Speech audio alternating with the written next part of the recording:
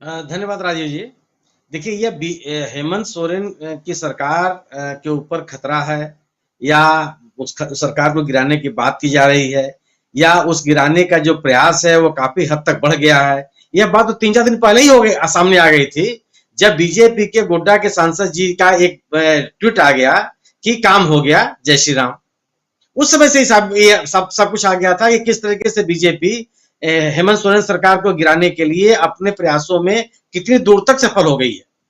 और उसके पहले भी अगर आप चले जाइए तो जब कांग्रेस के कुछ विधायक जब बंगाल में जिनको कुछ रुपयों के साथ पकड़ा गया था और उन्होंने जो बयान दिया था, हेमंत सोरेन की सरकार उस समय से ही खतरे में है जिस समय से वो ये सरकार बनी है।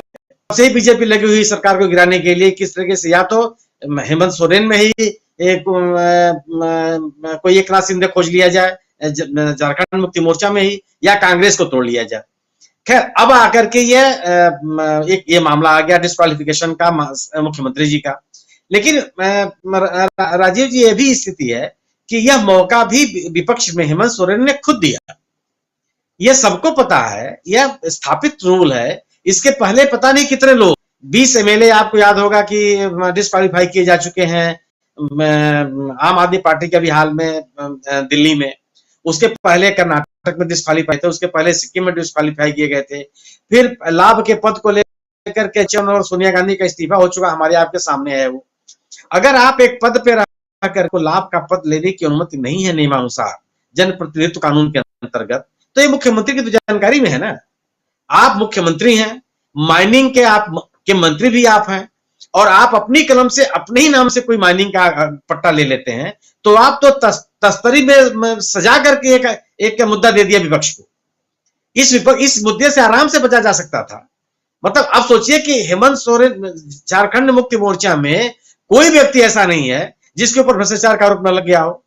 हेमंत सोरेन, चंपा सोरेन, दुर्गा सोरेन की जो पत्नी है वो भी एमएलए है, 3 बार के एमएलए वो, इनके भाई वो, हेमंत सोरेन की पत्नी के ऊपर जमीन आवंटन का मामला है वो। तो एक आपने खुद मौका दे दिया ना बीजेपी को। बीजेपी तो लगी हुई है आपको तोड़ने के लिए और खंड खंड करने के लिए, किस तरीके से झारखंड मुक्ति मोर्चा को टुकड़ों में बांटा जाए और अपनी सरकार बनाई जाए। लेकिन जब आपके खिलाफ एक आपका प्रतिद्वंदी इस कदर हमलावर हो, तो आपकी तो जिम्मेदारी बनती है कि आप संभल के चलें।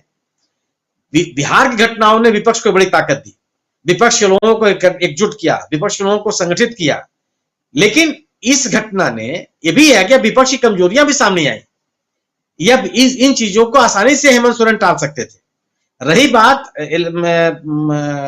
इलेक्शन कमीशन की अनुशंसा की, तो इसमें भी मैं प्रेम कुमार जी की बात सुन रहा था कि इसमें भी किसी नियम का उल्लंघन नहीं है।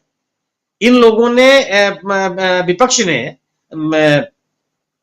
राज्यपाल को ज्ञापन दिया कि साहब ये जनप्रतिनिधित्व कानून के अंतर्गत इन उपबंधों का उल्लंघन किया गया है, इसकी जांच कीजिए। तो अब जांच का आधार राज्यपाल के पास क्या है?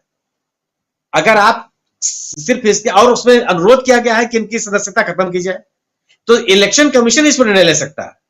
अगर आप पीछे के भी नजीर है कि लोग न्यायालय गए, न्यायालय ने कहा कि आप इलेक्शन कमीशन जाइए, तो इलेक्शन कमीशन ही जाने के पास स्थिति यह थी। यह जरूर है कि चूंकि भारतीय जनता पार्टी है, अब इसमें केवल खेल यह होगा जो आप कह रहे हैं कि सब कुछ भारतीय जनता पार्टी के नेताओं के सहारे पर हो रहा है, संभव है ये। और यह आपको और साबित हो जाएगा जब न केवल इनको डिस्क्वालीफाई किया जाएगा, बल्कि इनको कई साल के लिए चुनाव लड़ने से डिबार किया जाएगा।